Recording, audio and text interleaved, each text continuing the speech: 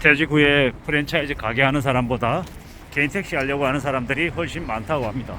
그 정도로 프랜차이즈 가게에서 말아먹는 사람들이 많다라는 겁니다. 예를 들어서 개인 택시를 서울 기준에 1억 2천, 1억 주고 만약에 하게 되면, 그러면 자기가 원하는 시간대에 자기가 좀 이제 애써서 이제 택시 운전하면 그래도 돈을 벌어 들인다는 거죠. 물론 그 차량 유지 비용 들어가고 각종 이제 고정비가 들어가는 게 있긴 하겠죠. 근데 프랜차이즈 가게에서 이제 들어가는 이제 고정비에 비하면 엄청나게 이제 덜하고, 자신이 이제 애써서 노력하면 충분히 그래도 이제 돈도 벌어 들일 수 있는 좀 현실적인 이제 노년에 이제 돈 버는 방법이 그래도 개인 택시라고 사람들이 생각하는 겁니다. 그러니까 이제 프랜차이즈 가게 하지 않고 개인 택시 하는 쪽으로 방향이 바뀌는 거죠.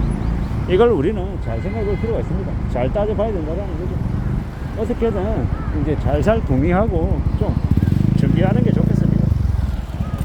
함부로 프랜차이즈는 하면 안 된다라는, 프랜차이즈 잘못하면 이 프랜차이즈 본사 하나 좋은 일 시키지 이제 점주들은 죽어나간다라는 거 너무도 잘 알죠.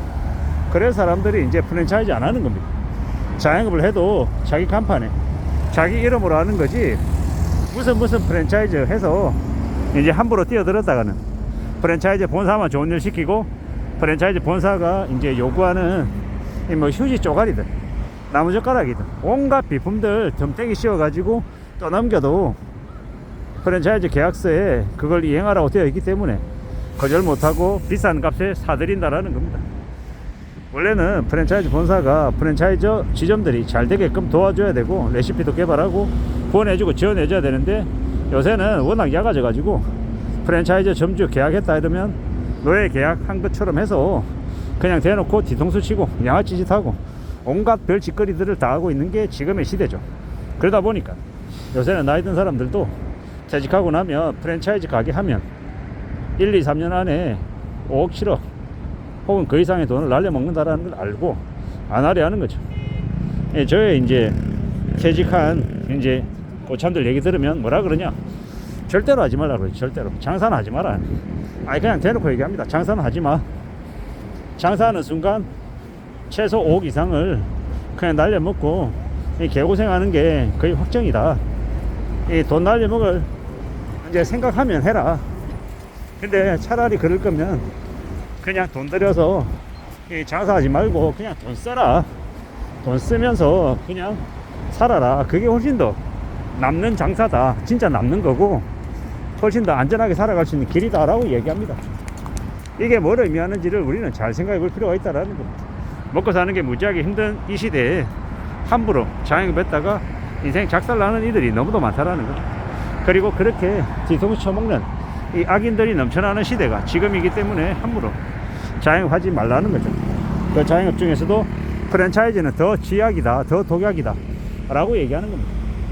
무서운 시대, 험난한 상황들을 우리는 잘 살펴보고 정말 조심하며 지내야 된다는 겁니다. 그러지 않으면 답이 없더라는 겁니다.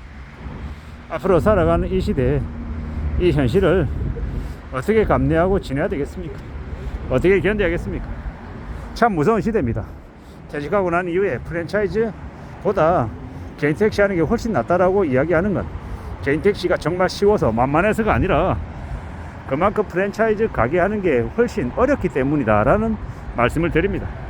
험한 시대를 살아가고 있습니다. 정말 신중하게 살아야 되고 조심해야 되고 함부로 까부로 되면 안 되겠다 라는 생각이 요즘 와서 더 많이 듭니다. 어떻게 사는 게 필요할지, 어떻게 우리가 우리의 삶을 지켜낼지 엄청난 고민들이 많이 들죠. 무서운 시대입니다. 빚지면 큰일 나고요. 나이가 들면 들수록 빚이 얼마나 무서운지 사람들이 압니다. 근데 나이가 어리면 어릴수록 철없이 살고 아무 생각 없고 지가 이 세상에서 제일 대단한 줄 알고 까부러대면서 삽니다. 그렇게 까부러대면서 살다가 나중에 인생이 다 작살나죠.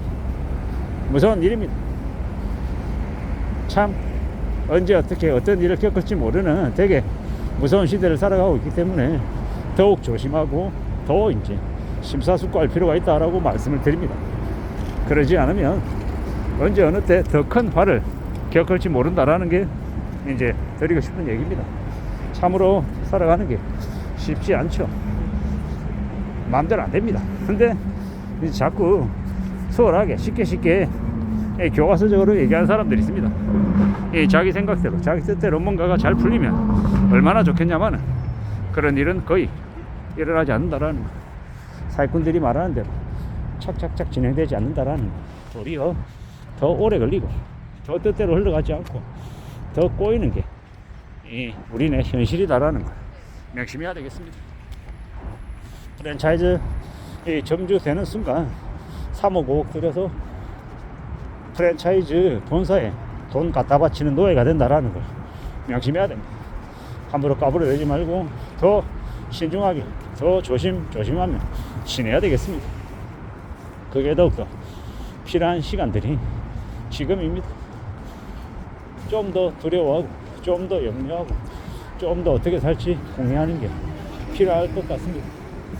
천천히 조심 조용히 살아갈 궁리를 해야 되겠습니다.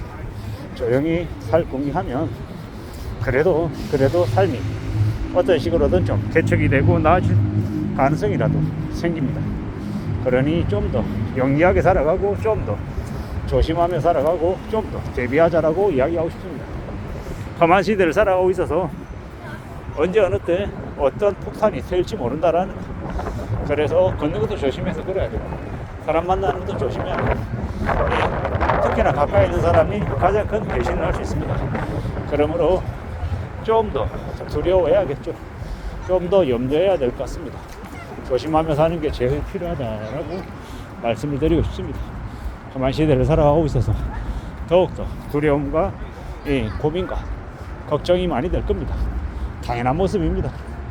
우리가 살아가는 이 시대를 어떻게 우리는 평가하고 판단해야 될까요? 지금은 더욱더 우려스럽고 더욱 위기가 엄습하고 있다라고 봐야죠. 두려운 마음으로 겁내며 사는 게 당연하다라는 겁니다. 함부로 별것 아닌 것처럼 괜찮은 것처럼 생각하다가 큰 거 다칠 수 있다라는 거 명심해야겠습니다. 지금은 언제 어느 때든 쉽지 않다라는 거, 더 어려워질 수 있다라는 거, 더 아마 인정하고 받아들이고 살아가야 되겠습니다.